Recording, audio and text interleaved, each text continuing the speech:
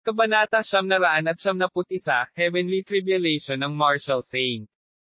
Hindi inaasahan ni Chinyu na ang Jingdu Martial Arts Association ay makakahanap pa ng Southern Mountain Village.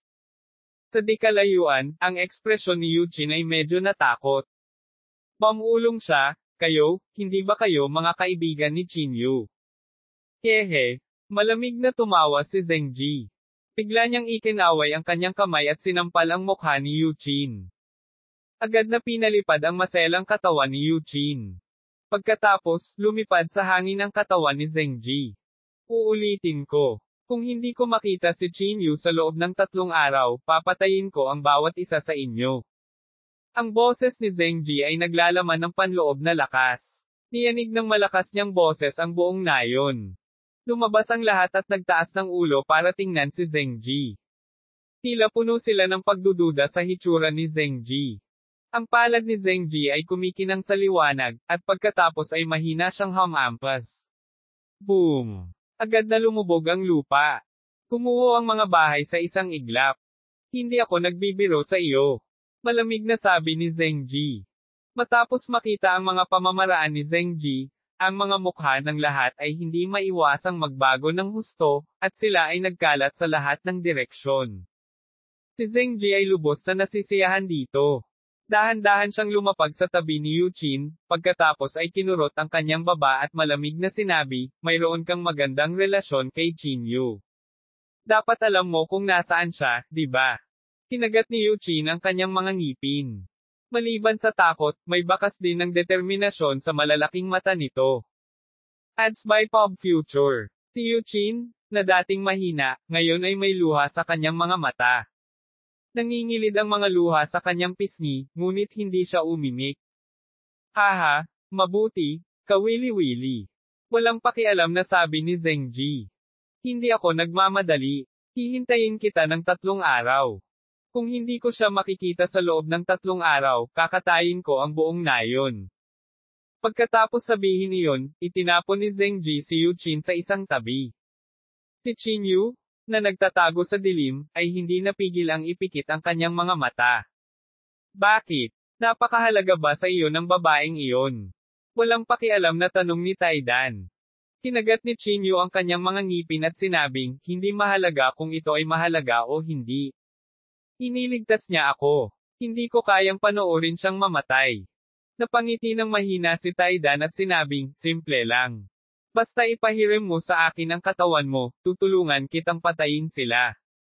Ngunit kailangan kong sabihin sa iyo ng maaga na kapag gumawa ako ng isang hakbang, matutulog ako sa mahabang pagtulog. Kung kailan ako madyay gising, mahirap sabihin. Matagal na hindi nagsalita si Chinyu. Pagkaraan ng mahabang panahon, bumulong si Chinyu sa mahinang boses, maaaring may oras pa sa loob ng 3 araw. Oras? Anong ibig mong sabihin? Tanong ni Taidan. Kinagat ni Chinyu ang kanyang mga ngipin at sinabing, dahil napakahirap makuha ang makalangit na banilya, wala na akong pag-asa. Hindi ako maaaring manatili sa kaharian ng Martial Marquis forever. Anong ginagawa mo? Baka sa boses ni Taidan ang pagkagulat. Malamig na sinabi ni Chinyu, susubukan kong pwersahang pumasok sa Martial Saint Realm. Magtatagumpay man ako o hindi ay nakasalalay sa isang hakbang na ito. Marahil, ang epekto ng sugat ng Dao ay hindi nakakatakot gaya ng inaakala ko. Ads by Pop Future. Sinabi ni Taidan sa malalim na boses, nababaliw ka ba? Kung mabaigo ka, malamang na ang iyong paglilinang ay tuluyang mawawala at ang iyong gininto ang core ay sesabog.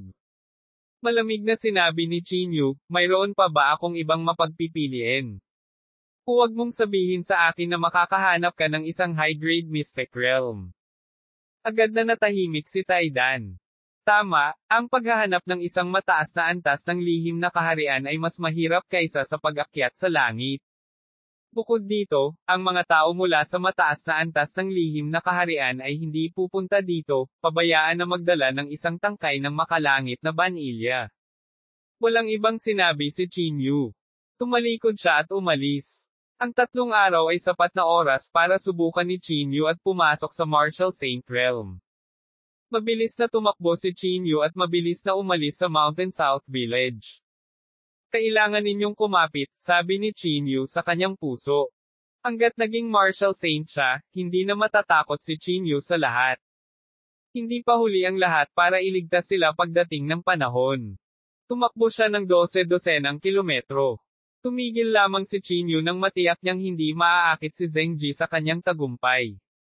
Tinadya ni Chinyu na humanap ng canyon para pigilan ang iba na matuklasan siya. Ito ang lugar. Huminga ng malalim si Chinyu. Naka-crossleg siya sa lupa at bahagyang pumikit.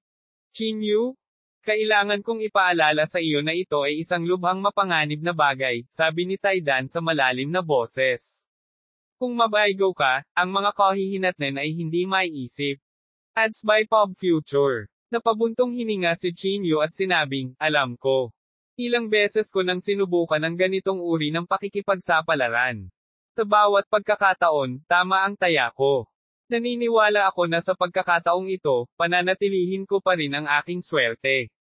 Nanatiling tahimik si Taidan, ngunit isang bakas ng paghanga kay Chinyu ang lumabas sa kaibuturan ng kanyang puso. Ito ay simpleng paglalagay ng kanyang buhay sa linya.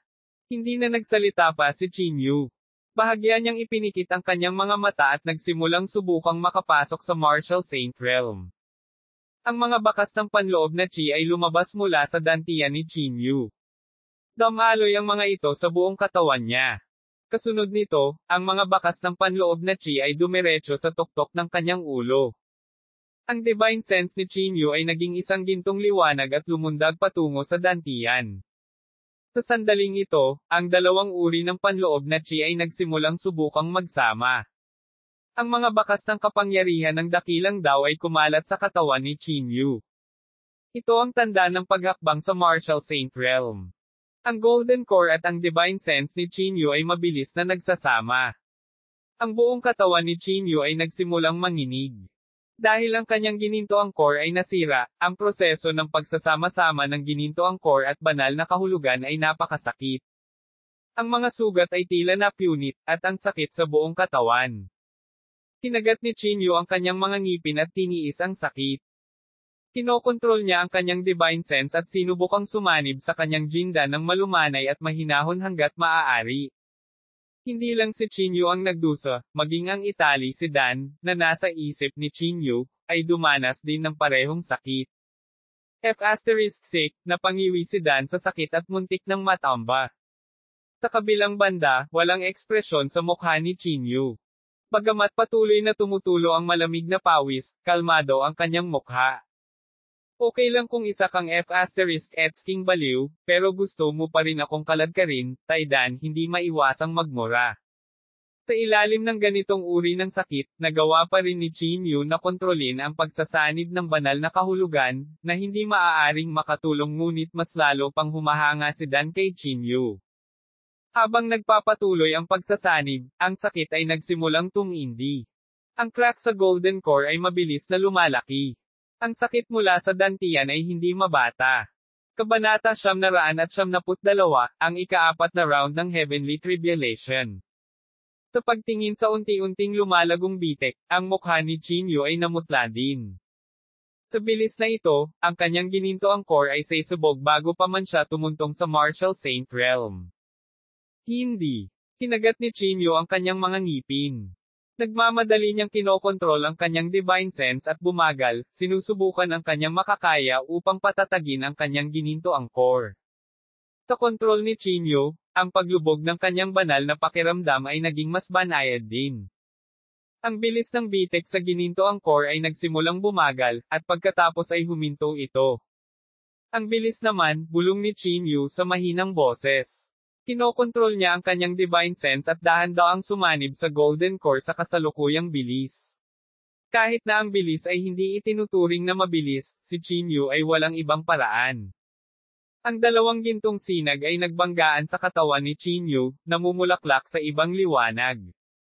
Malapit sa utak niya ang sakit na kumakalat sa bawat parte ng katawan niya, at pati Taidan ay nadamay nito. Kung alam kong mangyayari ito, hindi na sana ako sumama sa iyo. Hindi maiwasang magmura ni Taidan sa kanyang puso. Walang sinabi si Chinyu. Pinigilan niya ang kanyang hininga at sinubukan ang kanyang makakaya na kontrolin ang pagsasanib ng kanyang ginintoang core at banal na kahulugan. Rumble. Sa sandaling ito, isang malakas na tunog ang biglang nagmula sa langit. Nang tumangala sila, nakita nila ang makukulay na ulap sa langit. Ang mga ulap na ito ay napakapayapa, na ginagawang makalimutan ng mga tao na bumalik.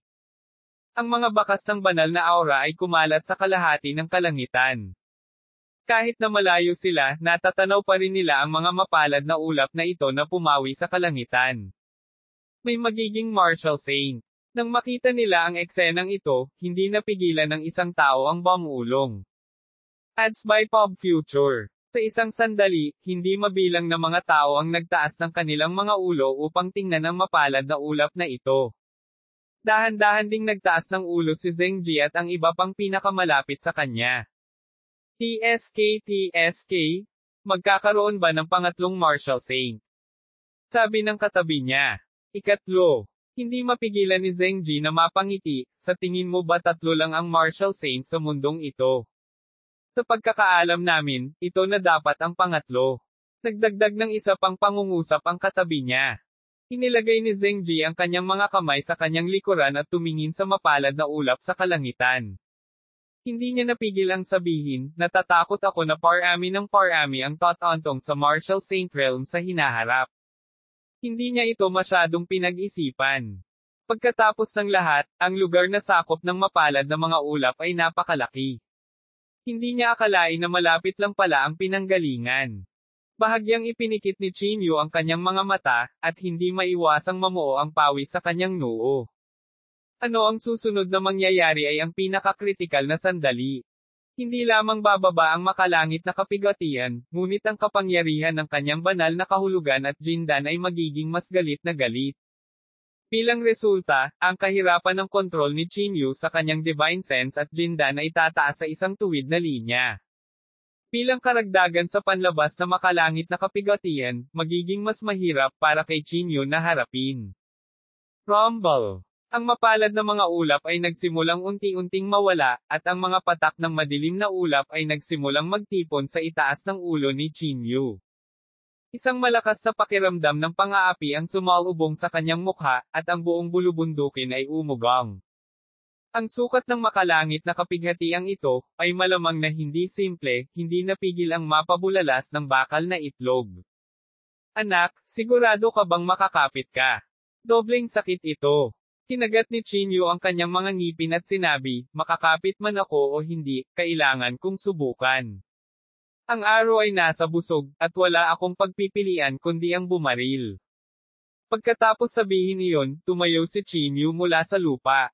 Habang kinokontrol niya ang labis na marahas na enerhiya sa kanyang katawan, itinaas niya ang kanyang ulo upang tingnan ang mga nagkukumpulang madilim na ulap sa kalangitan.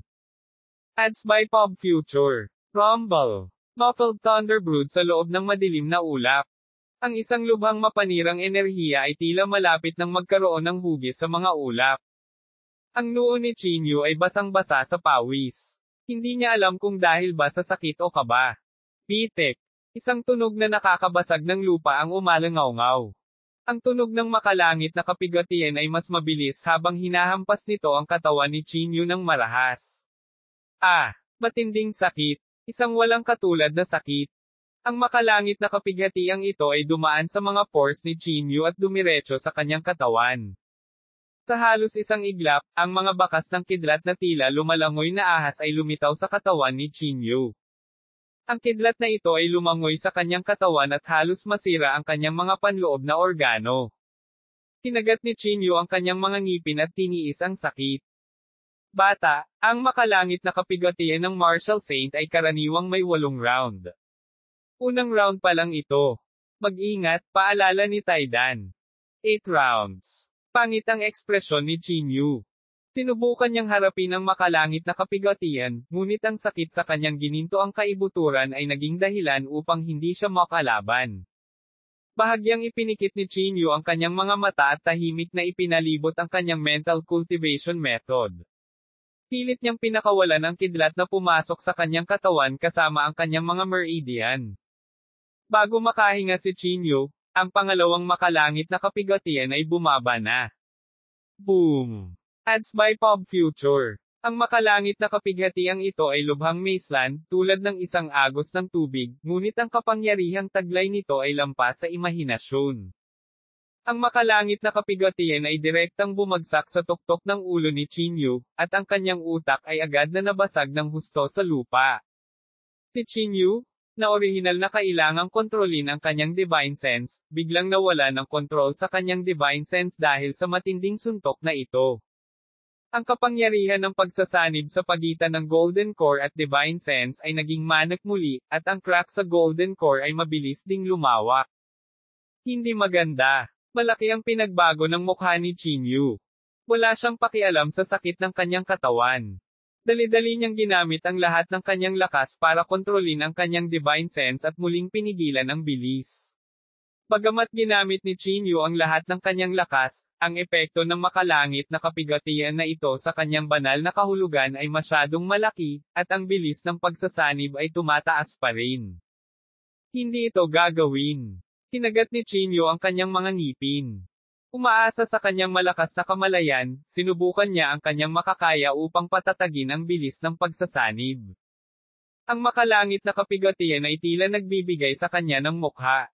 Ang ikatlong makalangit na kapigatian ay hindi bumaba ng mahabang panahon.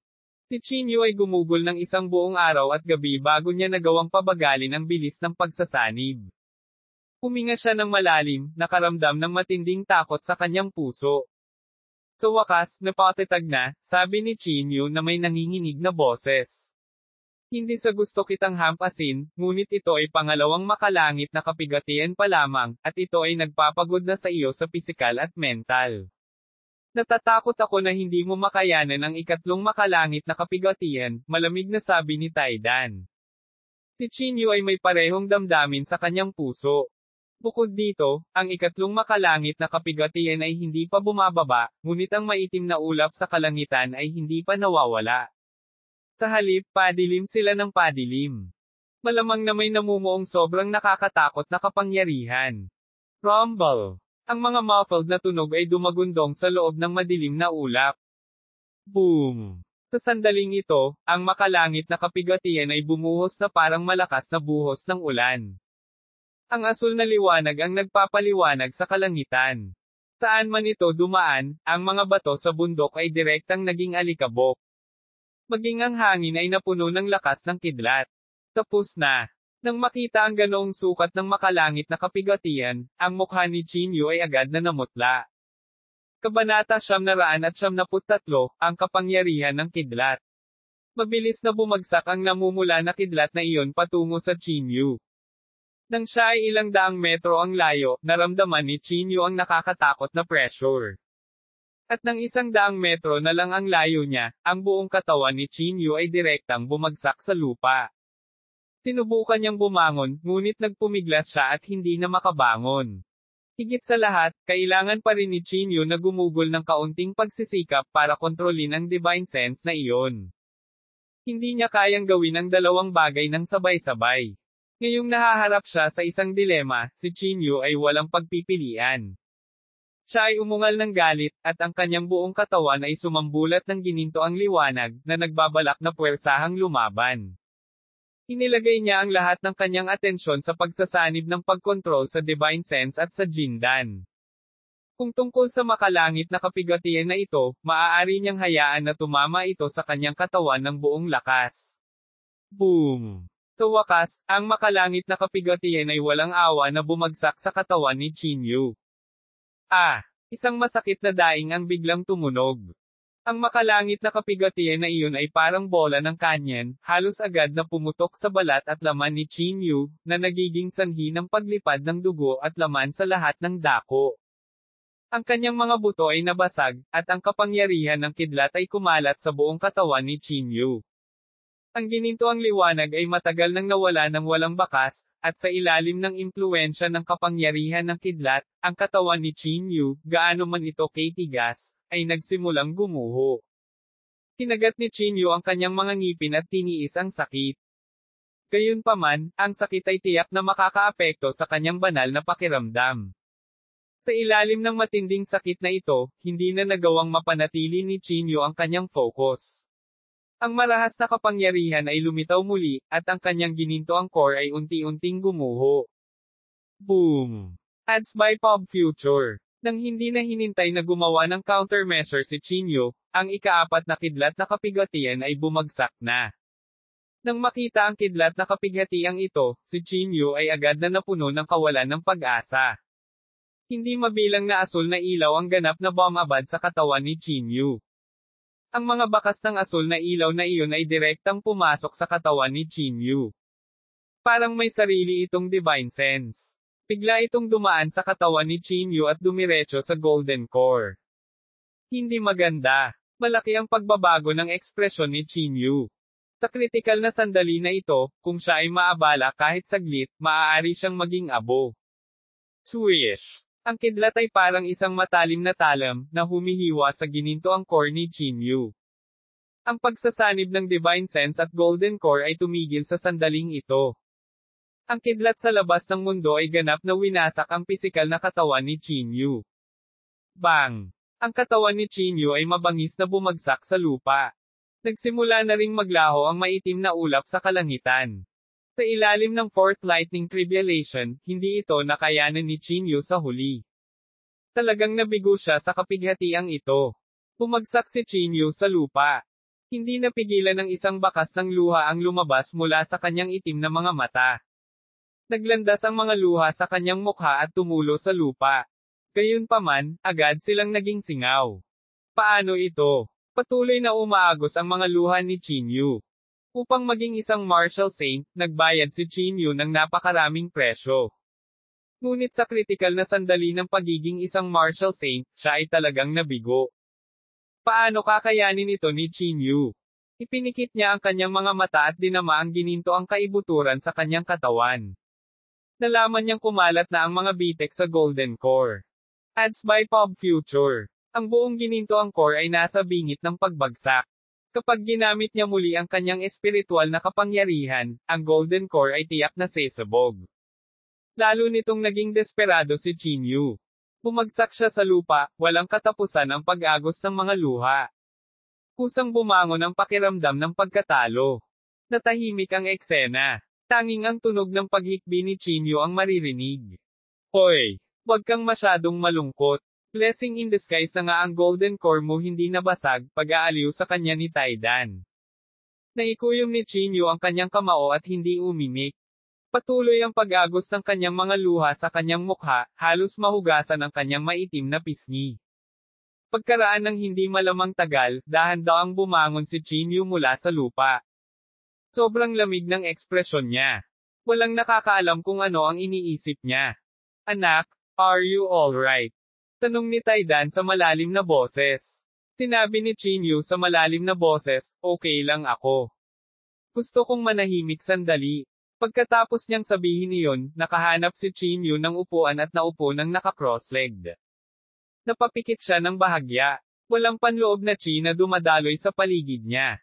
Parang tumigil ang lahat. Buong gabi. Kinaumagahan, dahan-dahang iminulat ni Chinyu ang kanyang mga mata. Tumayo siya mula sa lupa at malamig na sinabi, hindi ako susuko ng ganoon lang. Oo. Kailangan mo lang na huwag gamitin ang iyong espiritual na kapangyarihan. Mabilis na sabi ni Taidan. Tanong ni Chinyu, maliligtas pa ba ang aking Jindan? Saglit na nag-isip si Taidan at sinabing, mahirap sabihin. Kung mayroon tayong makalangit na banilya, kasama ng ating napakahusay na kasanayan sa alchemy, posible pa ring makabawi. Heavenly Vanilla, hindi pa rin natin maiiwasan ang Heavenly Vanilla, bulong ni Chinyu. Napabuntong hininga si Taidan at sinabing, wala ka bang purple flame? Sa palagay ko ay hindi masama ang iyong mga kasanayan sa alchemy. Ads by Pop Future. Ngunit wala akong masyadong alam tungkol sa alchemy. Mas mabuting humanap ka ng profesional na alchemist para magtanong. Napabuntong hininga si Chinyu at sinabing, naiintindihan ko.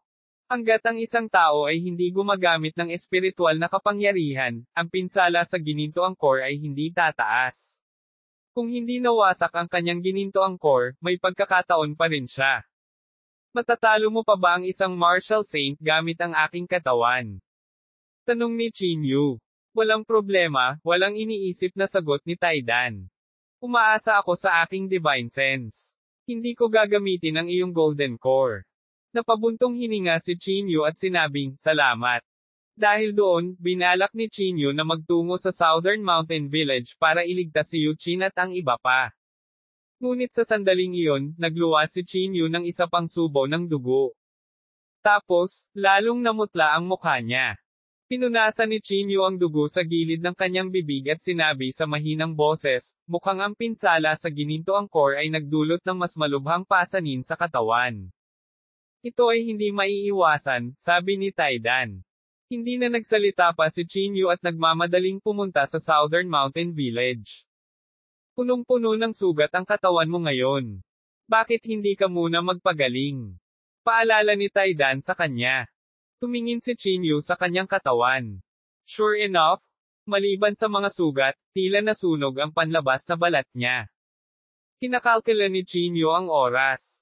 Isang araw na lang ang natitira mula sa 3 araw na binanggit ni Zhengji. Kaya naman, umupo si Chinyu na nakakross ang paa at nagplanong bawiin ang kanyang katawan. Unti-unting gumagaling ang mga sugat niya sa katawan. Sa sandaling ito, isang kaluskos ang biglang nagmula sa mga sugat sa kanyang katawan. Bagamat hindi malakas ang tunog, ito ay napakatay nga sa tenga. Tumingin si Chinyu at nakitang may mga bahid ng kidlat sa loob ng mga sugat. At pagkatapos gumaling ang mga sugat ni Chinyu, sumanib pa ang kidlat sa kanyang katawan. Kasunod nito, nabigla si Chinyu nang matuklasan na pagkatapos magsanib ng kidlat sa kanyang katawan, lalo pang tumigas ang katawan ni Chinyu. Anong nangyayari? Namutla si Chinyu sa takot. Sinubukan niyang ikuyom ang kanyang kamao, at sa kanyang pagkabigla, natuklasan niya na ang kanyang kamao ay tila naglalaman ng isa pang malakas na puwersa. Ang puwersang ito ay ang kapangyarihan ng kidlat. Kabanata 974, natural na mga elemento. Isang bakas ng pagkagulat ang bumungad sa mukha ni Chinyu. Ano ang nangyayari? Saan nanggaling ang kaluskos nang ikinuyom niya ang kanyang kamao? Napakahina ng kapangyarihang ito at walang gaanong papel. Nagdulot lamang ito ng maliit na pagpapabuti. Gayunpaman, ang kapangyarihang ito na hindi kabilang sa kanyang sariling katawan ay nagulat pa rin kay Chinyu. Thunder element, paliwanag ng bakal na itlog sa kanyang isipan. Nakakuha ka talaga ng blessing in disguise. Napabulala si Chinyu, elementong kulog. Ano ang ibig mong sabihin? Sinabi ng bakal na itlog, ito ay isang uri ng natural na enerhiya sa pagitan ng langit at lupa. Kadalasan, ang mga taong kumokontrol sa ganitong uri ng kapangyarihan ay ipinanganak na taglay nito. Halimbawa, ang ilang mga tao ay ipinanganak na may kakayahang kontrolin ang hangin at gamitin ito upang labanan. Mayroon ding mga tao na maaaring kontrolin ang tubig. Hanggat sila ay nasa tubig, ang kanilang lakas ay tataas ng husto. Nagulat na sabi ni Chinyu, ibig sabihin kaya ko nang kontrolin ang kidlat ngayon. What the F*** do you want to eat? Iron Egg rolled his eyes. Nagkataon lang na nakuha mo ang kapangyarihan ng elemento ng kidlat. Mabuti na rin ito para mahiram mo ang kapangyarihan ng kidlat. Gusto mo pa ba itong kontrolin? Gumawa si Chinyu ng, na tunog. Sinubukan niyang hiramin ang kapangyarihan sa kanyang katawan, ngunit nalaman niyang hindi niya ito magagamit. Dahil ang kapangyarihang ito ay masyadong mahina. Walang magawa ang mahinang kapangyarihan. Maaari pa nga itong hindi pansinin. Ads by Pop Future. Ngunit anuman ang mangyari, totoo na lumakas ang katawan ni Chinyu. Naaalala ko na ngayon. Kaya ang master ng palasyo ng Cold Palace ay may mga elemento ng yelo at nyebe. Tinapik ni Chinyu ang kanyang ulo. Hindi nakakagulat na ang malamig na palasyo ay naitayo sa isang malupit na kapaligiran. Ang una ay pulot, ang pangalawa ay arsenic. Pamulong si Chinyu sa mahinang boses. Mukhang may isang pamilyang Lei sa Hilagang Kanluran. Sinasabing ang kanilang pamilya ay maaaring humiram ng kapangyarihan ng kidlat. Sa sandaling ito, biglang may naisip si Chinyu.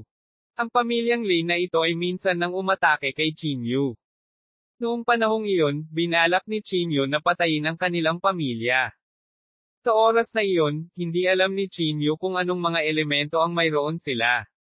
Ang alam lang niya ay makahiram sila ng lakas ng kidlat. Kung may oras ako, baka makapunta ako sa pamilya Lei. Sa isip ni Chinyu. Dahil pinagkadalubhasaan niya ang elementong ito, dapat niyang pagbutihin ito. Ang tinatawag na control ay dapat na isang bagay na maaari lamang makamit kapag na-master na niya ang elementong ito ng sukdulan.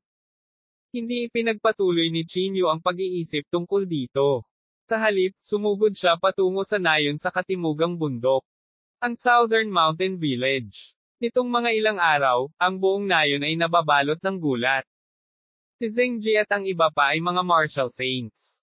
Naturally, ang kanilang lakas ay hindi isang bagay na maihahambing sa timog na bundok na nayon.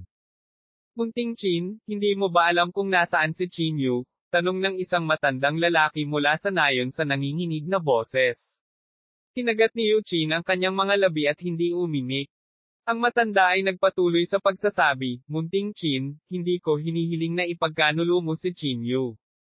Kaya lang, hindi ko kayang panoorin ang lahat ng matatanda, bata, babae, at bata sa nayon na namamatay ng walang dahilan.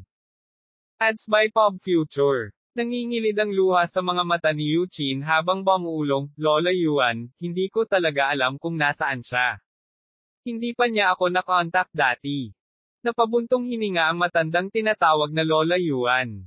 Magsasalita pa sana siya, biglang sumabog ang ulo ni Lola Yuan. Tumalsik ang dugo sa makatarungang at malambot na mukha ni Yuchin, at ang kanyang ekspresyon ay agad na nanigas. Masyado kang nagsasalita. Lumakad si Zhengji at walang pakialam na sinabi. Ibinaba niya ang kanyang ulo at tumingin kay Yuchin. Ngumisi siya at sinabing, kung ayaw mong mas maraming tao ang mamatay, mag-isip ng paraan para magpakita si Chinyu. Naiintindihan mo ba? Tinitigan ni Yuchin si Zhengji gamit ang mga mata na malapit ng lumuwa. Sa sumunod na segundo, iwinagayway ni Yuchin ang kanyang malambot na mga braso at hinampas ang katawan ni Zhengji.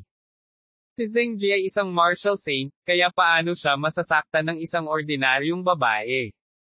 Sa isang sulyap lang, pinalipad ni Zhengji si Yuchin ilang metro ang layo. Hindi mo alam ang buhay mula sa kamatayan. Tinapik ni Zhengji ang alikabok sa kanyang katawan. Kung wala lang akong gamit sa'yo, matagal na kitang pinatay. Nagpumigla si Yuchin na bumangon, ngunit hindi niya magawa. Tiningnan niya ang bangkay ni Lola Yuan, at patuloy na umaagos ang mga luha. Hindi napigilan ni Yuchin na umiyak sa kawalan ng pag-asa. Sa sandaling ito, bigla niyang napagtanto na kung minsan, ang mga medikal na kasanayan lamang ay hindi makapagliligtas ng mga tao. Ang oras na natitira para magdesisyon si Zhengji ay unti-unting yumiikli. Gaano katagal? Napatingin si Zhengji sa katabi niya. Ads by Pop Future. Kalahating oras, sabi ng katabi niya. Sumulyap si Zhengji kay Yuchin at ngumuso, akala ko may relasyon siya kay Chinyu, pero ngayon parang nag-o-overthink ako. Tumawa ang katabi niya at sinabing, Mr. Zheng, yan Roezo lang ang nasa puso ni Chinyu. Ito ang karaniwang pagkakaunawaan ng mundo. Bakit siya makikinig sa kanya? Gumuso si Zhengji at sinabing, ang pag-ibig sa isang tao ay hindi nangangahulugan ng pagmamahal sa isang tao lamang, sinong lalaki ang hindi nanloloko. Pagkatapos sabihin iyon, kinuha ni Zhengji si Yuchin at tumalikod para umalis. Kinaladkad niya si Yuchin at lumipad sa ere. Pagkatapos, malamig na sinabi ni Zhengji, sinabi ko na kapag hindi nagpakita si Chinyu sa loob ng 3 araw, kakatayin niya ang buong nayon.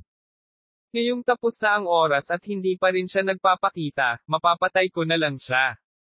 Pagkatapos, tumingin si Zhengji kay Yuchin sa kanyang kamay at walang pakialam na sinabi, dahil nasaktan mo ako, sisimulan ko sa iyo.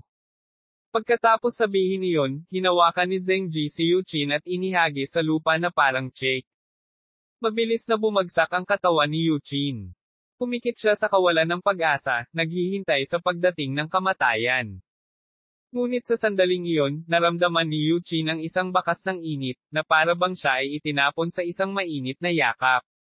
Nang imulat niya ang kanyang mga mata, nakita niyang nakahiga na talaga siya sa pagkakayakap. Nang tumangala siya, nakita niya ang mukha na matagal na niyang hinahanap-hanap. Niyakap ni Chinyu si Yuchin at marahang inilagay sa lupa. Puno ng pagtataka at kagalakan ang mukha ni Yuchin. Ibinuka niya ang kanyang bibig, saglit na hindi alam kung ano ang sasabihin. Kumunot ang noo ni Chinyu at sinabing, naaalala ko na binigyan kita ng isang keepsake, tama ba? Bakit hindi mo ito ginamit? Umiling si Yuchin at hindi umimik. Hindi na nagtanong pa si Chinyu. Sa halip, malamig siyang tumingin kay Zhengji. Nakatitig din si Zhengji sa kanyang mga bulsa. Tapos, tumawa siya ng malakas at sinabing, akala ko talaga pure at inosente kang tao. Hahaha. Hindi mo ba mahal na mahal si Yan Rozo? Bakit mo itataya ang buhay mo para sa ganyang babae? Malamig na tiningnan ni Chinyu si Zhengji at sinabing, naparito ako para iligtas siya dahil iniligtas niya ako. Wala akong nararamdaman. Nang marinig ito ni Yuchin, isang bakas ng pagkabigo ang sumilay sa kanyang mga mata. Kabanata 975, Taidan gumawa ng kanyang hakbang. Haw. Lalong tumawa si Zhengji nang marinig niya ito. Ang nakakatalim na boses ay nagpasakit sa tenga ni Chinyu. Taidan? Pwede mo ba siyang patahimikin? Kumunot ang noo ni Chinyu at nagtanong. Malamig nang umiti si Taidan at sinabing, syempre, basta ibigay mo sa akin ang katawan mo, pipigilan ko siya agad. Okay, pagsang-ayon ni Chinyu at sa kabahagyang pumikit. Sa isang iglap, ang divine sense ni Taidan ang pumalit sa katawan ni Chinyu. Sa sandaling ito, medyo nag-iba ang ugali ni Chinyu. Isang malas at malupit na ngiti ang nakasabit sa gilid ng kanyang bibig, at paminsan-minsan ay kumukulot ang mga sulok ng kanyang dila, na nagmumukha sa kanya na isang perverted murderer. Si Zhengji, na nasa hindi kalayuan, ay tumatawa pa rin ng baliw na hindi maintindihan ang sitwasyon. Hindi matiis ang nakakatalim na tunog. Bang! Sa sandaling ito, biglang nawala ang figure ni Chinyu. Sa isang hininga lang, nakarating na siya sa harap ni Zhengji. Ano? Nagbago ang mukha ni Zhengji, at bakas ng takot ang sumilay sa kanyang mga mata.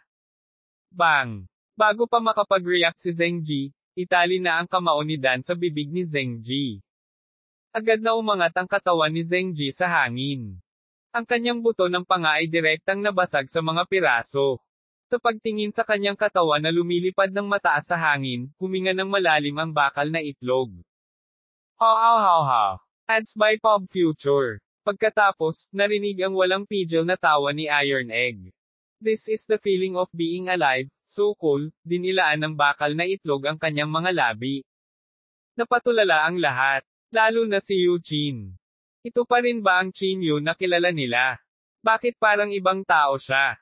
Lalo na ang nakakaakit ng ngiti sa kanyang mukha, na nagparamdam sa mga tao ng kakaiba at nakakatakot. Bang! Hindi nagtagal, bumagsak ang katawan ni Zhengji sa lupa. Nagmamadali siyang bumangon sa lupa at tinitigan ang itali ni Dan sa kanyang harapan. Chinyu? How dare you sneak attack me? Pilit na sigaw ni Zhengji. Ngumisi si Taidan, sneak attack you. Uod ka lang. Kailangan ba kitang palihim na atakehin? Ugad. Uod ako. Agad na galit si Zhengji. Chinyu? Parang nabaliw ka na. Nagkaroon ka ba ng kumpiyansa sa huling laban? Sabi ni Zhengji na may malamig na mukha. Hindi pinansin ni Taidan ang mga salita ni Zhengji at sinulyapan ang mga natitirang martial saints. Kayong lahat, sama-samang umatake. Madilim na sabi ni Taidan. Malakas na sumigaw si Zhengji, sama-samang pag-atake. Huwag mo siyang bigyan ng pagkakataong makatakas. Sabay-sabay na lumabas ang tatlong martial saints. Agad na napuno ng nakakatakot na presyon ng hangin. Anak, ikaw ngayon. Bang! Bago pa matapos magsalita ang martial saint na iyon, tinali na siya ni Dan at nabasag ang isang tuwid na kamao sa kanyang mukha. Agad na sumabog ang pangit na niyang mukha. Ads by Pop Future. Sa tingin mo ba makikinig ako sa kalokohan mo? Tinilaan ni Taidan ang kanyang mga labi.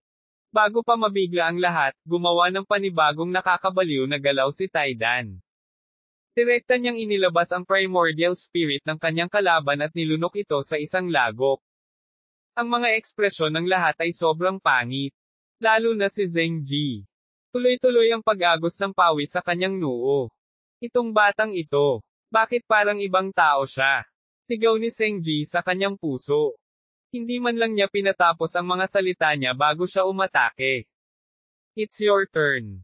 Tumingin si Taidan sa ibang martial saint. Napaatras ng 2 hakbang ang martial saint na iyon at kinakabahang tumingin kay Dan sa harapan niya. Nilakasan niya ang sarili at sinabing, hayaan mong sabihin ko sa iyo, ako. Bush. Isa pang suntok ang direktang tumago sa kanyang dibdib. Mukhang hindi mo ako lubos na kilala. Itinaas ni Taidan ang kanyang ulo upang tingnan ang martial saint na nasa harapan niya at ngumisi. Ganito ako gumagawa ng mga bagay. Ako ay malinis, mabilis, tumpak, at walang awa. Kaya ako ang numero 1 mamamatay. Naiintindihan mo ba? Sabi ni Taidan sa mahinang boses. Ang tila, magiliw, na boses na ito ay parang nakakatakot na parang anting-anting na nagbabanta sa buhay sa pandinig ng lahat. Ginamit niya ang parehong paraan upang patayin ang 2 martial saint sa isang kisap mata. Hindi lamang napakalakas ni Taidan, ngunit ginawa rin niya ang mga bagay ng malinis at walang pag-aalinlangan. Maging ang impresyon ni Qin Yu kay Taidan ay nagbago. Napakalamig ng ekspresyon ni Zheng Ji. Umatras siya ng 2 hakbang at malamig na sinabi, Qin Yu, sa tingin ko pwede tayong mag-usap. Pag-usapan ng iyong ama. Lumapit sa kanya si Taidan at sinipa ang lower abdomen ni Zheng Ji. Kahit na gumamit si Zheng Ji ng protective spell, pinalipad pa rin siya sa pamamagitan ng sipa ni Taidan. Ads by Pop Future. Bago pa makatayo si Zheng Ji ay muli siyang nilapitan ni Taidan. Hinawakan niya ang buhok ni Zheng Ji, yumuko ang kanyang mga tuhod, at hinampas ito ng malakas sa ibabang tiyan ni Zheng Ji. Pagkatapos, hinawakan ni Taidan ang mga kamay ni Zheng Ji at pinalo ang gulugod ni Zheng Ji. Basag. Nabasag agad ang gulugod ni Zheng Ji. Ang kanyang katawan ay nabasag sa lupa. Naglupisay si Iron Egg. Hinawakan niya ng isang kamay ang buhok ni Zheng Ji at binuhat siya. Ang galing mo, sabi ng Iron Egg habang tinatapik ang mukha ni Zheng Ji. Ibinuko ni Zheng Ji ang kanyang bibig at nahirapang magsalita. Bakit mukha siyang gangster na nakikipag-away? Bibigyan kita ng pagkakataon. Sabihin mo sa akin ang iyong mga huling salita. Hinawakan ni Taidan ang buhok ni Zheng Ji at sinabing, dapat mong pahalagahan ang pagkakataong ito. Ang mga ordinaryong tao ay walang ganitong uri ng paggamot. Ibinuko ni Zheng Ji ang kanyang bibig at magsasalita na sana. Sa sandaling ito, ikinaway ni Taidan ang kanyang kamay at sinabing, masyado kang mabagal magsalita. Pilasin mo at mamatay. Pagkatapos niyang magsalita, tinapakan ni Taidan ang ulo ni Zheng Ji at dinurog ito. Napatay niya ang 3 martial saint sa isang hininga. Napatulala ang lahat. Ang natitirang 2 martial marquis ay sinusubukan pa ring makatakas. Natural, hindi sila bibigyan ni Taidan ng pagkakataon. Tinipa niya ang isang bato sa ilalim ng kanyang paa at tumakbo patungo sa 2 tao. Ang bato ay tila naglalaman ng isang napakalaking puwersa at agad na kumitil sa buhay ng 2 tao. Matapos patayin ang mga taong ito, sinabi ni Taidan na may komportableng ekspresyon, matagal na akong nakapatay ng isang tao. Ito ang pakiramdam. Ito ang pakiramdam na kinikilig ako. Pagkatapos, ang bakal na itlog ay tumingin kay Yu Qin na nasa hindi kalayuan. Qin Yu? Maaari ba akong makipag-usap sa iyo? Nakangiting sabi ni Iron Egg. Ano iyon? Tanong ni Qin Yu. Tinilaan ni Iron Egg ang kanyang mga labi at sinabing, sa tingin ko ay interesado sa iyo itong si Yu Qin. Anyway, hindi mo siya gusto? Kaya bakit hindi kita tulungan? Tulungan mo ako. Anong ibig mong sabihin? Medyo nalilitong sabi ni Qin Yu. Nakangiting sabi ni Taidan, of course, I slept with her. I'm afraid you don't know that other than the number 1 killer, I have another identity, the number 1 pervert. Hehe. Naniniwala ako na sa katawan mo, hindi niya ako tatanggihan. Dahil doon, ginamit ni Taidan ang katawan ni Qin Yu at nakangiting naglakad patungo kay Yu Qin. Kabanata 976, ang bashful Yu Qin. May masamang ngiti sa kanyang mukha, hakbang-hakbang na naglakad si Taidan patungo kay Yu Qin. Nang makita si Qin Yu, napapalapit sa kanya, isang bakas ng pagdududa ang sumilay sa mga mata ni Yu Qin. Ang Qin Yu na nasa harapan niya ay tila iba sa Qin Yu na kilala niya. Stop the F***CK right now.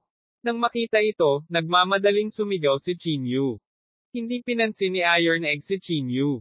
Nakangiti siyang naglakad papunta kay Yuchin at inabot para hawakan ang mukha nito. Agad na namula ang mukha ni Yuchin na parang hinog na kamatis. Itinaas ng Iron Egg ang mukha ni Yuchin gamit ang isang kamay at nakangiting sinabi, "Little sister, may nararamdaman ka ba para sa akin?" Pulang-pula ang mukha ni Yuchin na umabot sa kanyang leeg. Nauutol siya at hindi makapagsalita. Taidan. Stop the F***CK right now. Agad na naiinip si Chinyu. Ganap na hindi pinansin ni Taidan si Chinyu. Marahan niyang hinaplos ang mukha ni Yuchin at nakangiting sinabi, "Hintayin mo ako nang masunurin sa silid ngayong gabi." Ibinuka ni Yuchin ang kanyang bibig, ang kanyang mukha ay kasing pula ng tubig. Sa pagharap sa tulad ng isang Chinyu, tila siya ay naliligaw. Mukhang nasiyahan si Taidan. Tumawa siya ng malakas at pagkatapos ay ipinaalala, "Tandaan, hayaang bukas ang pinto para sa akin ngayong gabi." With that, tumawa ng malakas si Taidan at naglakad palayo. Ads by Pop Future. Sa isip niya, hindi napigilan ni Chinyu na sampain, "Taidan, nababaliw ka na ba? Ibalik mo sa akin ang katawan ko." Inilibot ni Taidan ang kanyang mga mata at sinabing, "Ano? Tinutulungan kita." Pagkatapos kong matulog sa kanya, nangako siya na hindi ka na niya magugustuhan. F***CQ. Hindi ko kailangan. Huwag mong sirain ang reputasyon ko. Pagsumpa ni Chinyu. Gumuso si Taidan. "I have an appointment anyway. I have to go tonight no matter what. At saka, ilang daang taon na akong hindi nagagalaw ng babae. Please satisfy me." "Satisfy you." Nagngangalit si Chinyu. Ganap na hindi pinansin ni Taidan si Chinyu. He hummed a little song with a happy face. Kahit na nagmakaawa si Chinyu sa kanya, hindi tumugon si Taidan. "Paano ito? Hahanapan kita ng katawan at bibigyan kita ng isang batch ng mga espiritong bato. Maaari mo bang ibalik sa akin ang katawan?" Sabi ni Chinyu na may ilang pagsusumamo. "Pagdating ng panahon, kung gusto mong humanap ng babae, pwede kang pumunta mag-isa. Makakahanap ka ng kahit gaano karaming babae na gusto mo, okay?" Iniunat ni Taidan ang kanyang katawan at sinabing, "Hindi mangyayari iyon. Alam mo ba kung ilang beses na akong minamaliit dahil sa aking hitsura? Hindi ko alam kung ano ang pakiramdam ng magustuhan ng iba.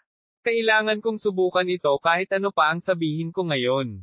Kinagat ni Chinyu ang kanyang mga ngipin at sinabing, "Hahanapan kita ng magandang mukha. Ginagarantiya ko na mamahalin ka ng lahat."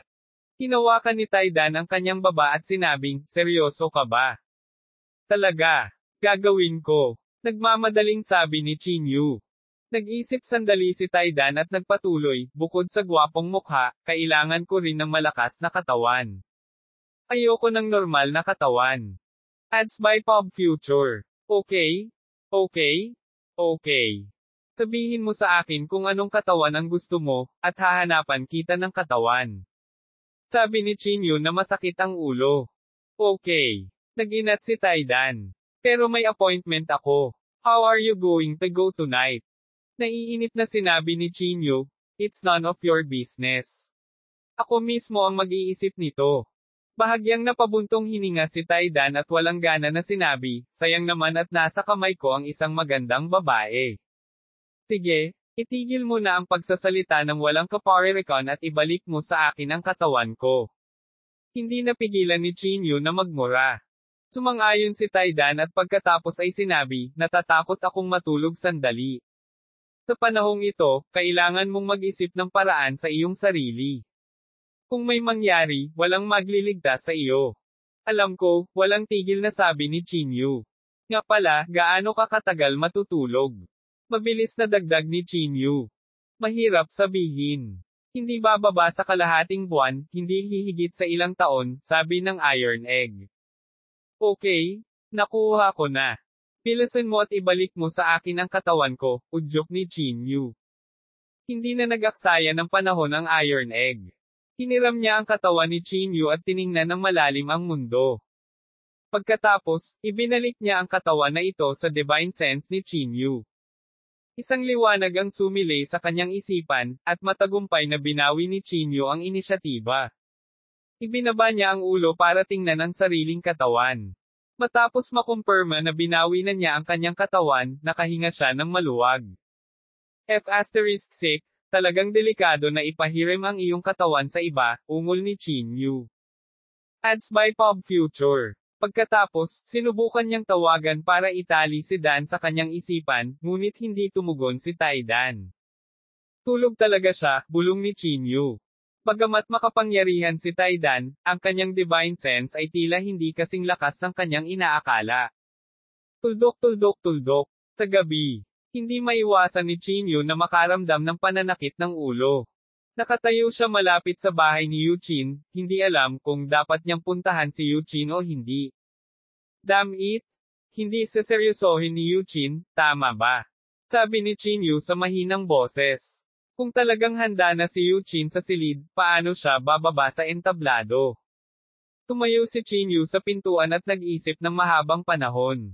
Sa huli, nagngangalit siya at nagpas siyang ipaliwanag ito kay Yuchin. Kaya naman, humakbang pasulong si Chinyo at yumuko sa pintuan ni Yuchin.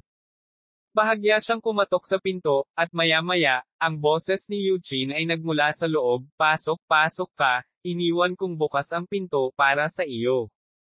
Nang marinig ito, naramdaman ni Chinyo ang pananakit ng ulo.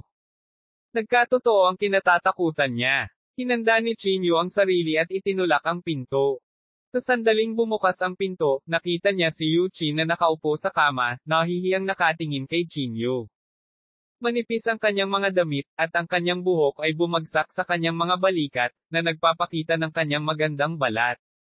Sa isang gilid ng kama ay isang kahoy na bar aisles, kung saan nalagyan na ng tubig. Isang makakapal na halimuyak ang bumalot sa kanyang mga butas ng ilong. Malinaw, hindi lamang ito sineseryoso ni Yuchin, lalo pa niyang pinaghandaan ito.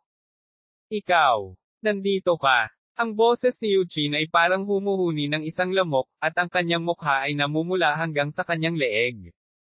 Bahagyang ibinaba niya ang kanyang ulo, na parang hindi siya naglakas loob na tingnan si Chinyo sa mata.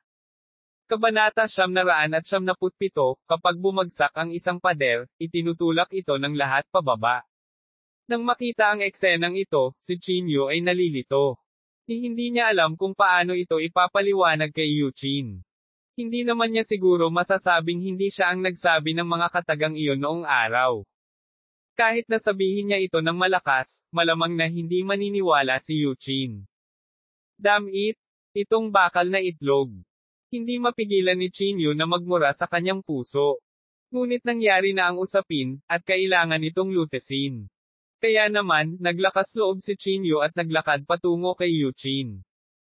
Habang papalapit ang agwat sa kanilang dalawa, naging malabo ang kapaligiran. Si Yuchin ay hindi nang ahas na tumingin ng diretso kay Chinyo. Ibinaba niya ang ulo, at medyo nanginginig pa ang katawan niya. Naglakad si Chinyo sa gilid ng kama at umupo. Matagal siyang hindi nagsalita. Yung pagkaraan ng mahabang panahon, ibinuka ni Chinyo ang kanyang bibig. Ikinalulungkot ko ang nangyari noong maghapon. Napakamot ng ulo si Chinyo. Mahinang sinabi ni Yuchin, It's fine. I don't mind. Nagdilim ang matandang mukha ni Chinyo at nagmamadali siyang nagpaliwanag, ang sinabi ko noong araw. Nagbibiro ako. Huwag mong seryosohin. Agad na nagyelo ang ekspresyon ni Yuchin. Isang bakas ng pagkabigo ang bumungad sa kanyang mga mata. Hindi ba ako maganda? Nag-ipon ng lakas ng loob si Yuchin at mahinang nagtanong. Hindi. Mabilis na ikinaway ni Chinyo ang kanyang kamay. Nakatingin kay Yuchin sa harap niya, nakapikit lang si Chinyo at sinabing, Yuchin, napakaganda at napakabait mo, pero, may isang tao sa puso ko na gusto ko, at siya lang. Ang ekspresyon sa mukha ni Yuchin ay agad na naging medyo malungkot. Kinagat niya ang kanyang mapupulang labi gamit ang kanyang malaperlas na ngipin at bangulong, kung gayon ay si Yan Rozo. Ads by Pop Future. Nagulat na sabi ni Chinyo, paano mo nalaman? Narinig ko ito mula sa masasamang tao, mahinang sabi ni Yuchin. Alam ni Chinyo na malulungkot si Yuchin, ngunit mas mabuting maging panandalian. Kaya naman, tumango si Chinyu at sinabing, oo, si Yanrozo. Siya ba? Maganda. Mahinang tanong ni Eugene. Sa pagbanggit kay Yanrozo, hindi mapigilan ni Chinyu ang mapangiti. Maganda, napakaganda. Sa puso ko, siya ang pinakamagandang tao sa mundo, sabi ni Chinyu na may nakakalokong ngiti. Hindi lamang siya napakaganda, ngunit siya rin ay napakabuti sa akin at napakabait. Ang daming sinabi ni Chinyu, lalo siyang nasasabik. Naglabas pa siya ng litrato mula sa kanyang telepono at buong pagmamalaki, paano ito? Ang ganda, di ba? Kinagat ni Eugene ang kanyang mga labi at medyo malungkot na sinabi, ang ganda, talagang napakaganda. Noon lang nag-react si Chinyu. Medyo nahihiyang sabi niya, I'm sorry.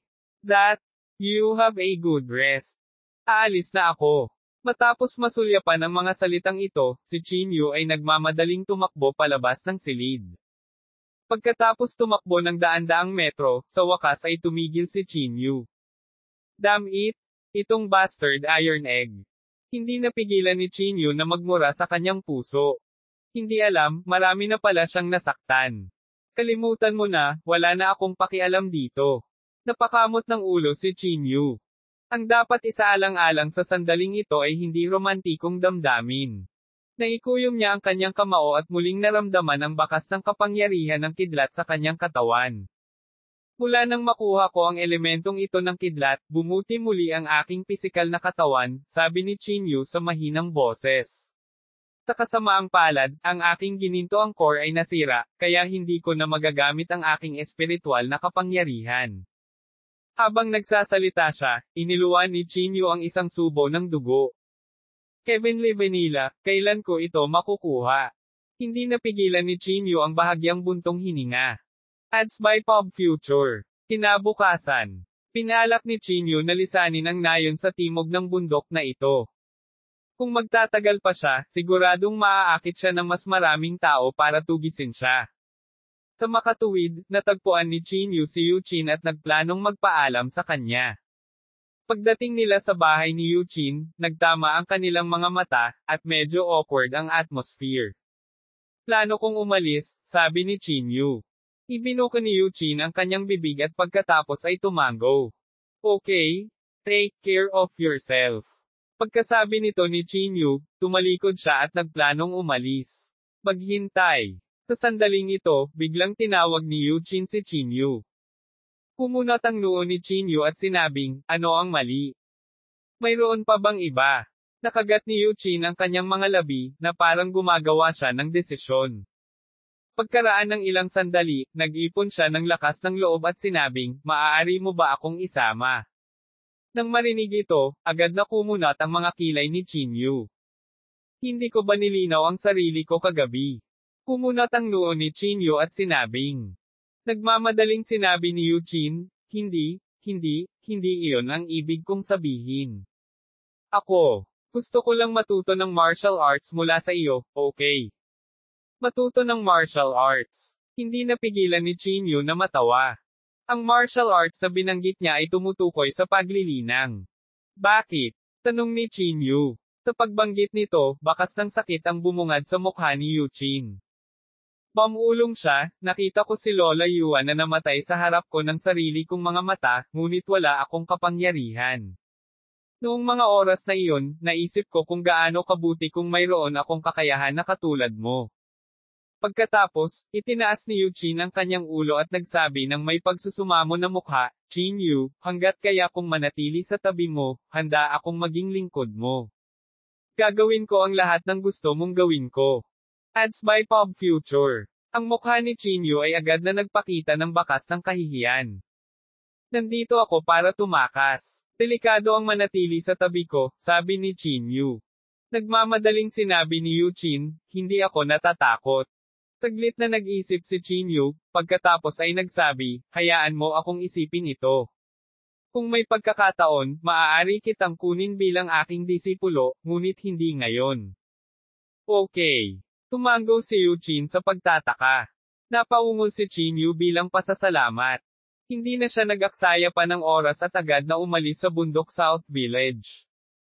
Sa susunod na mga araw, tinakpan ni Chinyu ang kanyang mukha at naglibot sa mga pangunahing pamilihan ng mga halamang gamot, sinusubukang humanap ng makalangit na halamang gamot. Bagamat sinubukan ni Chinyu ang lahat ng kanyang makakaya na itago ang kanyang pagkakakilanlan, hindi natakpan ng papel ang apoy. Bilang karagdagan, hinahanap ni Chinyu ang makalangit na vanilya, kaya mabilis na nahulaan ang kanyang pagkakakilanlan. Heavenly Vanilla. Naaalala ko na ito ay isang halamang gamot na ginagamit kapag nasira ang golden core. Bakit hinahanap ni Chinyu ang makalangit na vanilya? Hindi kaya nasira ang kanyang ginintoang core. Pinakabagong balita. Ilang araw na ang nakalipas, ang taong nakalampas sa Heavenly Tribulation ng Martial Saint ay walang iba kundi si Chinyu. Ngayong kailangan ni Chinyu ang makalangit na damo upang malampasan ang Heavenly Tribulation ng Martial Saint, nangangahulugan ba ito na nabigo siyang malampasan ang kapigatian? Ang kanyang golden core ay baldado. Sa sandaling kumalat ang balitang ito, agad itong naging sanhi ng kaguluhan sa buong mundo ng martial arts. Sa madaling salita, bago matagpuan ni Chinyu ang makalangit na damo, siya ay naging lumpo na. Samantalahin ang kanyang karamdaman para kitilin ang kanyang buhay.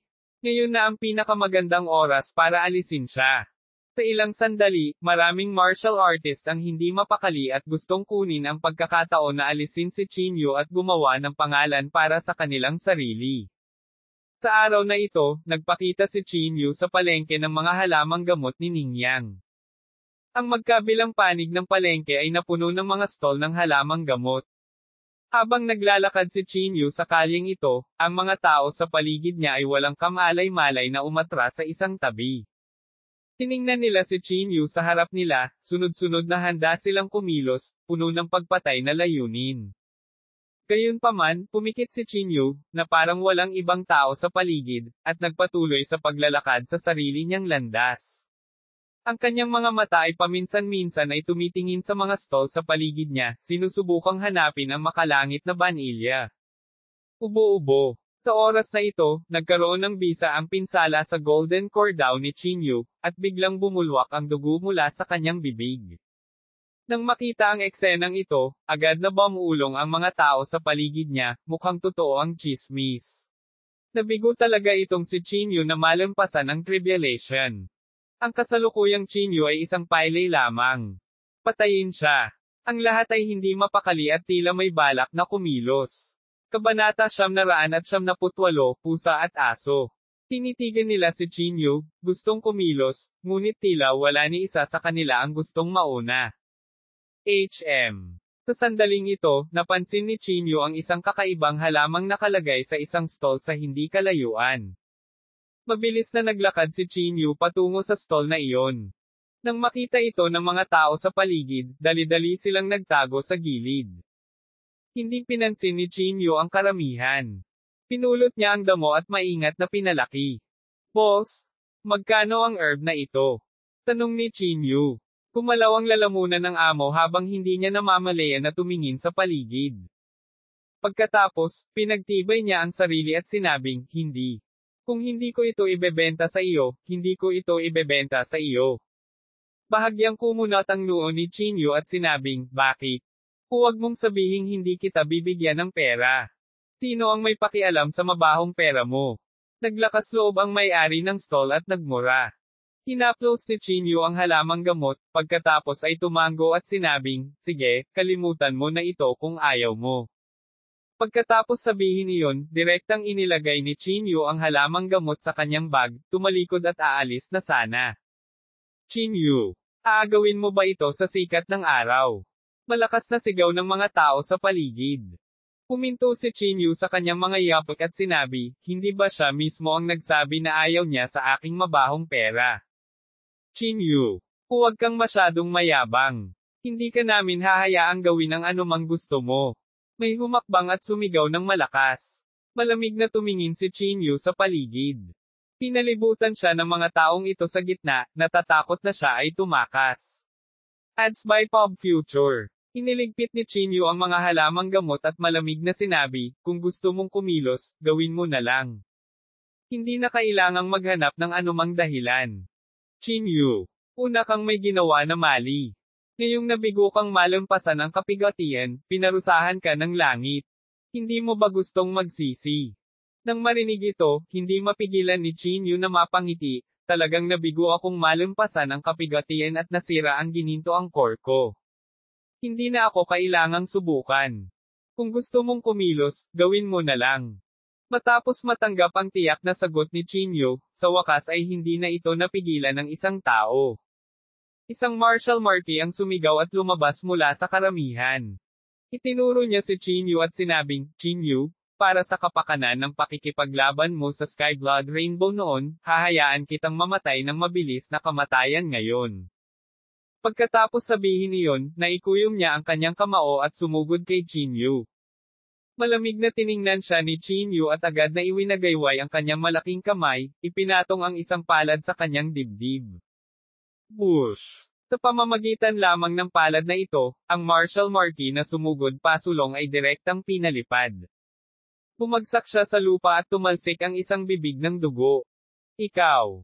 Ikaw! Bago niya matapos ang kanyang mga salita, bumagsak siya sa lupa at nawala ng malay. Nang makita ito ng mga tao sa paligid, nagbago ang kanilang mga mukha at napaatras sila ng ilang hakbang. Ikaw! Are you faking it? Pulalas ng isa. Malamig na sinabi ni Chinyu, talagang nasira ang jindan ko. Ang katawan ko lang ay hindi maaaring pukawin ng sinumang Tom, Dick, o Harry. Tom, Dick, o Harry. Si Martial Marquee ay tinawag na Tom, Dick, o Harry. Napakalakas na ba ng katawan ni Chinyu? Mayroon pa bang gustong kumilos? Tatayo lang ako dito at maghihintay, malamig na sabi ni Chinyu. Ads by Pop Future. Nagkatinginan ang mga nakapaligid na tao sa isa't isa.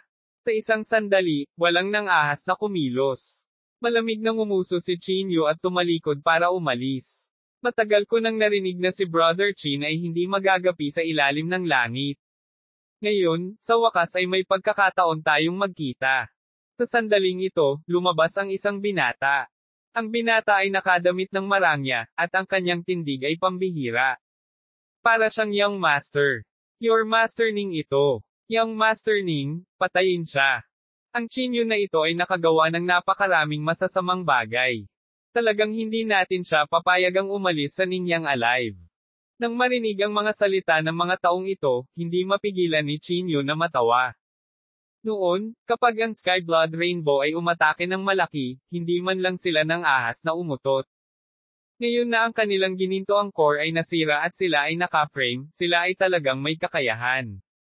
Nang aapi sa mahihina at natatakot sa malalakas, malinaw nilang ipinakita ito. Itinaas ni Young Master Ning ang kanyang mga kamay kay Chinyu at sinabing may mahinang ngiti, Brother Chin, sorry talaga. Ayokong maging kaaway mo, pero mahirap talagang sumalungat sa kalooban ng mga tao. Tinulyapan siya ni Chinyu at nginisyan, kilala ba kita? Saang lugar ka nagmula? Dahil napahiya sa harap niya, medyo naging pangit din ang mukha ni Young Master Ning. Pinigilan niya ang galit sa kanyang puso at sinabing may mahinang ngiti, si Brother Chin ay sikat sa mundo. Natural, hindi mo makikilala ang isang maliit na karakter na tulad ko. Siyempre, ako, si Ning, ay medyo sikat din sa Ningyang. Hindi nagtagal, tumuntong lang ako sa tuktok ng Martial Marquee Realm at isang hakbang na lang ang layo para maging isang half-step Martial Saint. Malamig na sinabi ni Chinyu, hindi na kailangang magsalita ng napakaraming kalokohan. Gawin natin ito. Nagpanggap si Young Master Ning na isang mabait na tao at bumaantong hininga, Brother Chin, naalala ko na isa ka ring sikat na figure sa nakaraan. Hindi talaga kita gustong atakihin. Ads by Pop Future. How about this? Lumuhad ka at yumuko sa lahat at umamin sa pagkakamali mo, tapos papakawalan na kita. This way?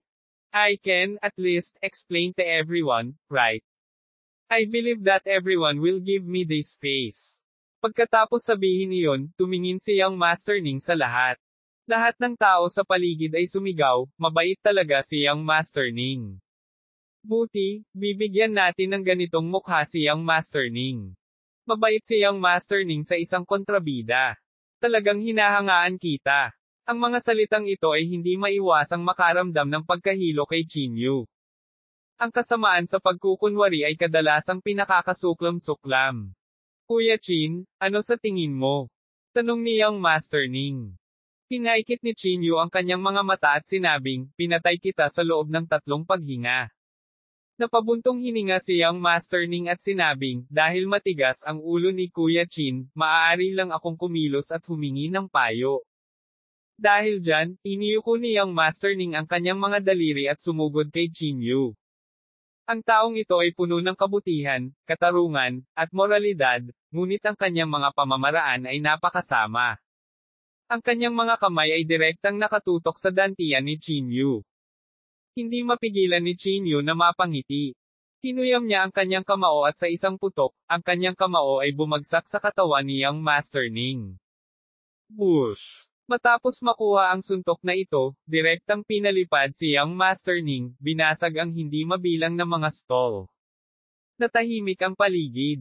Nagkatinginan ang lahat, saglit na hindi maintindihan ang sitwasyon. Young Master Ning. Mabait talaga si Young Master Ning. Nagpakita talaga siya ng awa. Oo. Nagpakita ng awa si Young Master Ning. Pinatay mo talaga siya. Walang hiya. Young Master Ning, patayin mo siya. Si Young Master Ning ay tumayo mula sa lupa sa isang malungkot na kalagayan. Bahagyang naningkit ang kanyang mga mata. Pinigilan niya ang kanyang galit at sinabing, pinatay siya ni Brother Chin. Pagkatapos, maipapakita ko lang ang tunay kong kakayahan. Masyado kang nagsasalita. Nanginginig ang mga paa ni Chinyu, at nakarating siya sa harap ng Young Master na sining na may dalang whoosh. Ang napakabilis na bilis ay parang bagzo ng hangin. Lumiit ang mga mag-aaral ni Young Master Ning. Bago pa man siya makapag-react, ang kamao ni Chinyu ay direktang tumago sa kanyang dantian. Kabanata 999, naghahanap ng makalangit na banilya. Ang mga kamay ni Chinyu ay tumusok sa dantian ni Young Master Ning, at ang kanyang mga kamay ay agad na nabahiran ng dugo. Pagkatapos, inilabas ni Chinyu ang kanyang ginintoang core at dinurog ito gamit ang kanyang mga kamay. Tinitigan ni Young Master Ning si Chinyu. Ayaw niyang gumalaw. Mamamatay siya sa kamay ng isang taong hindi makagamit ng espiritual na kapangyarihan. Bang! Bumagsak ang katawan ni Young Master Ning sa lupa. Walang ekspresyon ang mukha ni Chinyu. Lalong tumahimik ang mga tao sa paligid niya. Walang inaasahan ang resultang ito. Si Chinyu ay malamig na tumingin sa paligid, pagkatapos ay tumalikod at umalis. Sa pagkakataong ito, walang nang-ahas na pigilan si Chinyu. Ngunit alam ni Chinyu na sa ilalim ng kontrol ng Martial Arts Association sa Jingdo, si Chinyu ay ganap na nahubog bilang isang kontrabida. Makikita ito mula sa mga lugar na dinaanan ni Chinyu nitong mga nakaraang araw. Halos lahat ay nagnanais na mapatay nila si Chinyu. Mukhang hindi na ako makakatagal pa sa bansa. Huminga ng malalim si Chinyu. Ang kanyang reputasyon ay masama na sa simula, at ngayon na pinatay na niya si Young Master Ning sa publiko, ang kanyang hinaharap na landas ay magiging mas magulo. Pagkatapos mag-isip tungkol dito, nagpasya si Chinyu na lisanin ang bansa ng apoy pansamantala. Una, gusto niyang iwasang mahuli ng Martial Saint. Pangalawa, matagal na siyang nakabalik sa Heaven Gate. Ads by Pop Future. Sa bagay, sarili niyang sekta iyon. Kung hahayaan niya ito ng ganito, unti-unti lang siyang mawawala sa puso ng mga tao. Kaya naman, sa araw ding iyon, bumili si Chinyu ng tiket sa eroplano at sumakay ng eroplano para umalis sa bansang sunog, dumiretso sa Pyro Kingdom. Makalipas ang ilang oras, nakarating na rin si Chinyu sa Pyro Kingdom. Ang Pyro Kingdom ay isang napakagulong lugar sa simula. Maraming sekta ang itinatag dito. Kahit na halos supilan na ni Chinyu ang lahat ng mga sekta, malaki at maliit, ang Shengguo ay nakapagtatag na ng bagong sekta pagkaraan ng mahabang panahon. Sumakay si Chinyu ng taxi at nagmamadaling pumunta sa Heaven Gate. Ang gate ng Heaven Gate ay sobrang engrandi at engrandi. Bagamat wala si Chinyu, kinokontrol niya ang buhay ng lahat gamit ang Divine Seal Peel. Sa makatuwid, ang Heaven Gate ay umuunlad pa rin sa maayos na paraan. Nakatayo sa gate, maginhawang pinigilan ng dalawang tao si Chinyu. Who are you? Malamig na tanong ng dalawa. Ang pangalan ko ay Chinyu. ang Sectmaster of Heaven Gate, tahimik na sabi ni Chin Yu. Nang marinig ito ng dalawang tao ay nagkatinginan sila. Sandali, sabi ng isa sa kanila. Pagkatapos, mabilis siyang tumakbo pabalik. Pagkaraan ng ilang minuto, lumabas siya kasama ang isang medyo may edad na lalaki.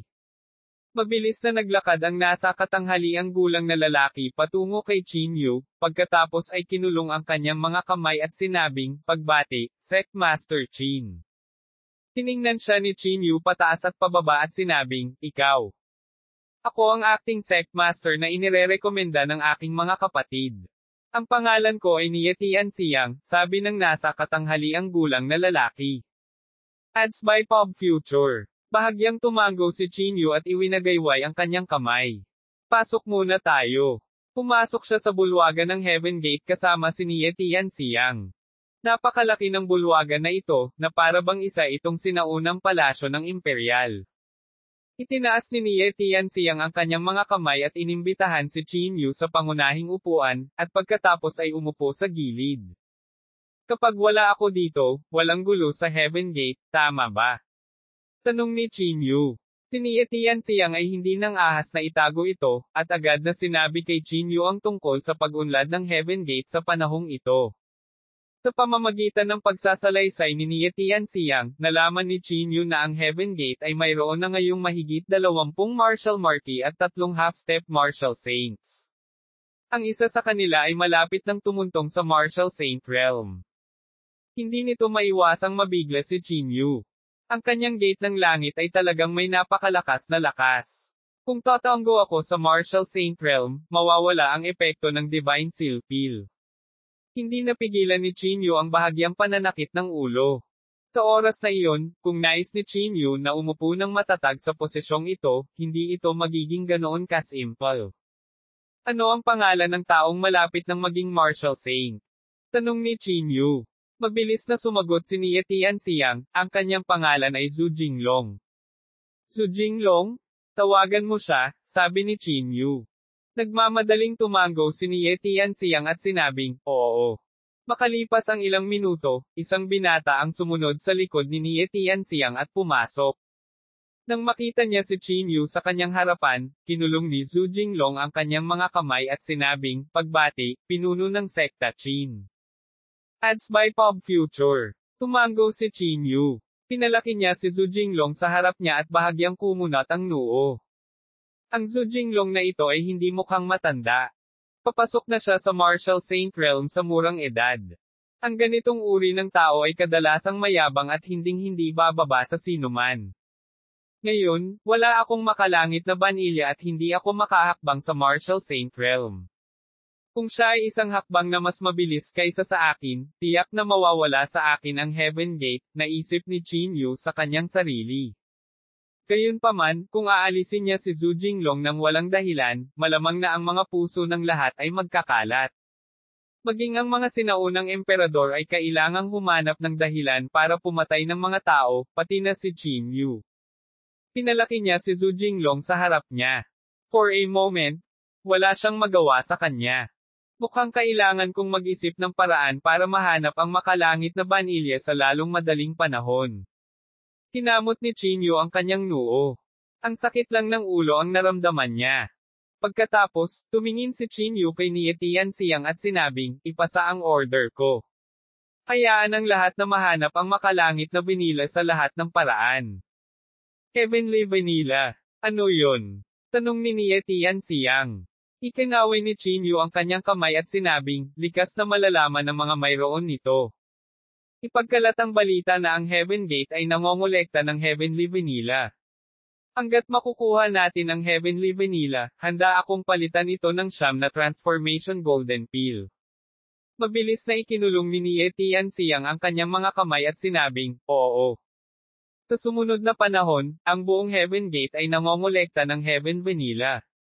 Sa isang kisap mata, 3 araw na ang lumipas, ngunit walang balita tungkol sa Heaven Vanilla. Mukhang hindi ganoon kadali ang pagkuha ng Heaven Vanilla. Hindi maiwasan ni Chin Yu na magpakita ng bakas ng pag-aalala sa kanyang mukha. Pagkatapos ng lahat, ang Heaven Vanilla ay nagmula sa isang mataas na antas ng Mystic Realm. Ito ay mas mahirap kaysa sa inaasahan upang makakuha ng isa. Makalipas ang ilang araw, wala pa ring balita tungkol sa Heaven Vanilla. Hinanap ng mga tao ng Heaven Gate ang buong kaharian ng Sheng at ikinalat pa ang balita sa ibang bansa, ngunit wala pa rin itong silbi. Nang malapit ng sumuko si Qin Yu, biglang tumakbo si Nie Tianxiang at sinabing, Sectmaster Qin, may gustong makakita sa iyo. Sinasabi niya na mayroon siyang Heaven Vanilla. Nang marinig ito, agad na lumiwanag ang mga mata ni Qin Yu. Mabilis siyang bumangon at nag-aalalang sinabi, bilasan mo, pumunta ka at anyayahan mo siya. Oo. Kabanata 1000, Prinsesa. Umupo si Qin Yu sa bulwagan at hindi maiwasang makaramdam ng kaunting pananibik. Makalipas ang ilang minuto, pumasok si Nie Tianxiang kasama ang isang lalaki.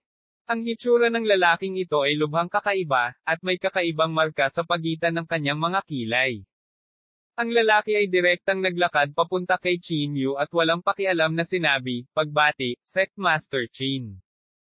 Tumayo si Qin Yu at medyo naiinip na sinabi, nasa kamay mo ang Heavenly Vanilla. Totoo ba? Hindi nagmamadaling sumagot ang lalaki. Sa halip, sinulyapan niya si Nie Tianxiang sa tabi niya. Agad na naintindihan ni Qin Yu at agad na ikinaway ang kanyang kamay. Maaari kang lumabas muna. Oo. Itinakip ni Nie Tianxiang ang kanyang mga kamay at tumalikod upang maglakad palabas ng bulwagan. Sa bulwagan, tanging si Qin Yu at ang kakaibang lalaking ito ang naiwan. Tumingin ang lalaki kay Qin Yu at walang pakialam na sinabi, hayaan mo akong magpakilala. Ang pangalan ko ay Hua Zongxiong. Maaari mo rin akong tawaging Kuya Xiong. Wala sa mood si Qin Yu na makinig sa kanyang kalokohan, ngunit ayaw niya maging masyadong direkta, kaya't magalang lamang siyang tumugon, pagbati, kapatid na Xiong. Nagpatuloy si Hua Zongxiong, noon, pinag-isa mo ang lahat ng sekta sa Shengguo ng sabay-sabay. Talagang kahanga-hanga ang gayong kahangahangang gawa. Kuya Xiong, nambobola mo ako, mitigang sabi ni Qin Yu. Gayunpaman, sa oras na ito, binago ni Hua Zongxiong ang paksa. Sabi niya na may mahinang ngiti, sa kasamaang palad, pagkatapos mong pag-isahin ang Heaven Gate, umalis ka sa Shengguo. Bagamat kontrolado mo ang lahat gamit ang Divine Seal Pill, sa kasamaang palad, hindi ka talaga sikat. Wala kang pundasyong masasabi. Nang marinig ito, naramdaman na ni Qin Yu na may kakaiba. Ads by Pop Future. Kumunat ang noo niya at nagtanong, Brother Xiong, ano ang ibig mong sabihin dito? Walang pakialam na sinabi ni Hua Zongxiong, sa makatuwid, ikaw, ang Sectmaster, ay hindi karapat-dapat sa iyong pangalan. Ngayong bigla kang bumalik sa kaharian ng Sheng at ipinakalat ang balita, natatakot ako na isa lang ang dahilan kung bakit gusto mo ng isang tangkay ng makalangit na banilya. Iyon ay dahil nabigo kang malampasan ang kapigatian. Hindi ka na maaaring manatili sa bansa at tumakbo sa kaharian ng Sheng upang makatakas. Bahagyang ipinikit ni Qin Yu ang kanyang mga mata at malamig na sinabi, wala ka talagang makalangit na binila. Ahaha, not bad. Tumawa ng malakas si Hua Zongxiong. Nandito ako para hikayatin ka. Kumunat ang noo ni Qin Yu. Oo naman, hanggat may mga tao, magkakaroon ng mga pagtatalo. Kung handa kang isuko ang Heaven Gate ngayon, maaari kong isaalang-alang na iligtas ang iyong buhay o kahit na panatilihin ka sa Heaven Gate, walang pakialam na sabi ni Hua Zongxiong. Malamig na sinabi ni Qin Yu, paano kung hindi ako pumayag? Kung hindi ka pumayag, papatayin kita, diretsyong sabi ni Hua Zongxiong. Pagkatapos niyang magsalita, ang panloob na chi sa katawan ni Hua Zongxiong ay sumabog. Martial Saint. Agad na nagbago ang mukha ni Qin Yu. Ang Hua Zongxiong sa harap niya ay talagang isang martial saint. Walang pakialam na sinabi ni Hua Zongxiong, dapat mong malaman na wala kang kahit katiting na kapangyarihan para lumaban sa harapan ko. Nabigyan na kita ng sapat na mukha sa pamamagitan ng pagpapalabas ng lahat ng tao at pakikipag-usap sa iyo ng mag-isa. Sana ay hindi mo mabaigo na pahalagahan ang aking kabaitan. Ads by Pop Future. Medyo pangit ang ekspresyon ni Qin Yu. Kung direktang makikipag-away siya sa Hua Zongxiong na ito, tiyak na mamamatay siya. Bigyan mo ako ng ilang araw para pag-isipan ito, sabi ni Qin Yu sa malalim na boses. Bahagyang bumantong hininga si Hua Zongxiong at sinabing, oo naman, mabibigyan kita ng 3 araw, ngunit sana ay hindi ka maglaro. Sa 3 araw, sana maibigay mo sa akin ang sagot na gusto ko. Pagkatapos sabihin iyon, tumayo si Hua Zongxiong at umalis. Pagkaalis niya, sumugod si Nie Tianxiang. Tech Master Qin, kumusta? Pinigyan ka ba niya ng makalangit na binila? Tanong ni Nie Tianxiang. Napailing si Qin Yu na may mapait na ngiti at sinabing, hindi ganoon kadaling makuha ang makalangit na banilya. Isang bakas ng pagkalito ang bumungad sa mukha ni Nie Tianxiang. Gusto niyang magtanong pa, ngunit ikinaway ni Qin Yu ang kanyang kamay at pinutol ang Nie Tianxiang. Tama si Hua Zongxiong. Wala siyang pundasyon sa Heaven Gate. Para sa mga disipulo ng Heaven Gate, walang pinagkaiba kung sino ang magiging sect master. Nang gabing iyon, nakaupo si Qin Yu sa bubong at hindi makatulog ng mahabang panahon. Mukhang imposibleng makuha ang Heaven Vanilla, mahinang ungol ni Qin Yu. Kailangan ko ba talagang makulong sa kalahating hakbang na Martial Saint Realm sa natitirang bahagi ng aking buhay? Dahil dito, si Qin Yu ay nakaramdam ng labis na kawalan ng pag-asa. Kung ang lahat ng paglilinang ay tumigil dito, kung gayon ang paglalakbay na ito ay magiging walang kabuluhan.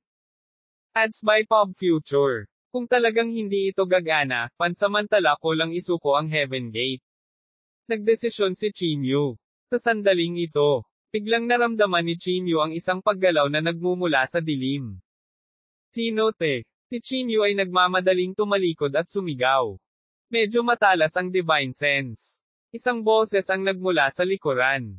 Paglingon niya, nakita niya ang isang medyo may edad na lalaki na nakasuot ng marangyang damit na nakatayo sa likuran niya. Tiningnan ni Qin Yu ang taong ito nang may pagbabantay at malamig na sinabi, sino ka? Bakit mo ako tinitiktikan? Inilagay ng kabilang partido ang kanyang mga kamay sa likod at sinabing may mahinang ngiti, ang Golden Core ay nag-iwan ng ganoong sugat ng Dao. Sa tingin ko ay nakapasok ka sa Martial Saint Realm sa pamamagitan ng puwersa, tama. Sumigaw si Qin Yu, cut the crap. Sino ka ba talaga? Kung hindi mo sasabihin sa akin, huwag mo akong sisihin sa pagiging impolite. Oh, tumaas ang kilay ng kabilang partido at bakas ng pangungutya ang bumungad sa kanyang mukha. Agad na nagalit si Qin Yu at sinumpa siya ng nakakuyom na kamao. Bagamat ang suntok na ito ay puro pisikal na lakas, ang lakas ay hindi maisip. Ngunit ang ikinagulat ni Qin Yu ay nang dumampi ang kamao ni Qin Yu sa kanyang katawan, ang kamao ay direktang dumaan sa kanyang katawan. Ha! Mahigpit na sumimangot si Qin Yu. Tumalikod siya at naghagis ng isa pang suntok. Ngunit ang resulta ay pareho pa rin. Iyon ay malinaw na isang pisikal na katawan, ngunit hindi ito mahawakan ni Qin Yu. Spatial Spell. Parang may natapakan si Qin Yu. Alam mo ang Spatial Spell. Ang kabilang partido ay malinaw na medyo nagulat. Sinabi ni Qin Yu na may malamig na mukha, kung nag-practice ka ng Spatial Spell sa ganoong antas, natatakot ako na ang iyong lakas ay isang Martial Saint man lang. Martial Saint. Nagtaas ng kilay ang nasa katanghaliang gulang na lalaki at saka tumawa ng malakas. Sige, hindi nakita aasa rin. Sa pagkakataong ito, seryoso niyang sabi. Malungkot ang mukha ni Qin Yu at siya ay lubos na mapagbantay. Bahagyang ngumiti ang nasa katanghaliang gulang at sinabing, huwag kang kabahan. Pinapunta ako ng prinsesa dito para bigyan ka ng isang bagay.